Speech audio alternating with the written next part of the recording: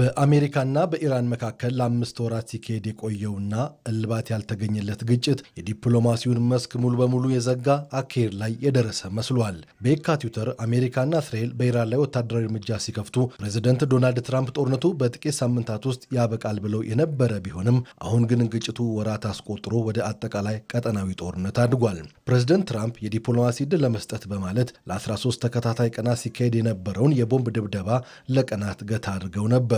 ከዚህ ጎን ለጎንም ከኢራን ጋር ጥልቅና ወዳጃዊ ያሉት ውይይት እየተካሄደ እንደነበርም ጠቁመዋል። ሆኖም ድርድሩ በፍጥነት ካልሄደ ግን ወደ ከባድ ወታደራዊ እርምጃ እንመለሳለን በማለትም አስጠንቅቀው ነበር የአሜሪካ ፕሬዝዳንት ዶናልድ ትራምፕ። ሆኖም ግን ይህ አጭር የሰላም እፎይታ በጣት ከሚቆጠሩ ቀናት አልዘለለም ነው የሚባለው። ትራምፕ በዋይት ሀውስ ከእስራኤል ጠቅላይ ሚኒስትር ቤንያሚን ኔታንያሁ ጋር በኢራን ጉዳይ ላይ አተኩረው ከተነጋገሩ ከጥቂት ሰዓታት በኋላ የኢራን እስላማዊ አብዮታዊ ዘብ በዮርዳኖስ በሚገኝ የአሜሪካ ጦር ሰፈር ላይ በርካታ የባሊስቲክ ሚሳይል በመተኮስ ጥቃት አድርሷል።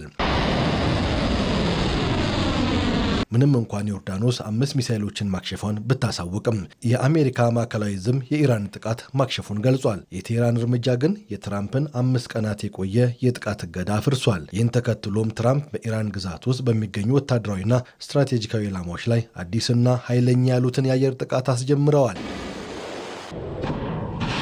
ይህንን የኢራን እርምጃ ተከትሎ የአሜሪካው ማዕከላዊ ዕዝ ታዲያ የጦር ዕዝ ማዕከላት፣ የባሊስቲክ ሚሳይልና የድሮን ማምረቻዎችን፣ የባህር ዳርቻ መከላከያ ተቋማትና የባህር ኃይል ኢላማዎችን መጥቷል። በሌላ በኩል የኢራን ታስሚን ዜና ምንጭ እንደዘገበው በአሜሪካ ሚሳይል ጥቃት በደቡባዊ ኢራን በምትገኘው የቀሽም ደሴት መኖሪያ አካባቢዎች መመታታቸውንና በአህቫዝ ከተማ ከፍተኛ ፍንዳታ ድምፅ መሰማቱን ዘግበዋል። በዚህ ምክንያት የኤሌክትሪክ ኃይል መቋረጡ ተሰምቷል። አሜሪካ በአሁኑ ወቅት ከ50 ሺህ በላይ ወታደሮቿን በመካከለኛው ምስራቅ አሰማርታ በከፍተኛ ተጠንቀቅ ላይም ትገኛለች ነው የሚባለው። ይህ ግጭት በዋሽንግተንና ቴህራን መካከል ተወስኖ ብቻ አልቀረም። የቀጠናውን የኃይል ሚዛን በፍጥነትም እያዛባውና እየቀየረውም ይገኛል። በሳዑዲ አረቢያ የጃዛን የነዳጅ ማጣሪያ ላይ የተሰነዘረን የድሮን ጥቃት ተከትሎም ሳዑዲ አረቢያ በኢራቅ በሚገኙ የኢራን ጉዳይ አስፈጻሚ ባለቻቸው ታጣቂ ቡድኖች ላይ የመጀመሪያውን ይፋዊ ወታደራዊ ጥቃት በጋራ ከአሜሪካ ጎን በመሆን ፈጽማለች። ይህ እርምጃ በአረብ ሀገራትና በኢራን መካከል አዲስ ፍጥጫና አዲስ የጦር ግንባር እንዳይከፍትም ተሰግቷል። የኢራቅ መንግስት ግን ጥቃቱን የሀገሪቱን ሉዓላዊነት የደፈረና ተቀባይነት የሌለው ሲል አውግዞታል። ሆኖም ግን የሳውዲ አረቢያ የመከላከያ ሚኒስትር ሉል ሀሊድ ቢን ሰልማን በዋሽንግተን ተገኝተው ሪያድ ጦርነት እንደማትፈልግ ለትራምፕ አሳውቀዋል። ይህ ክስተት ደግሞ አሁንም ከጀርባ አህጉራዊ ስጋቶች እንዳሉ ያሳያልም ነው የተባለው።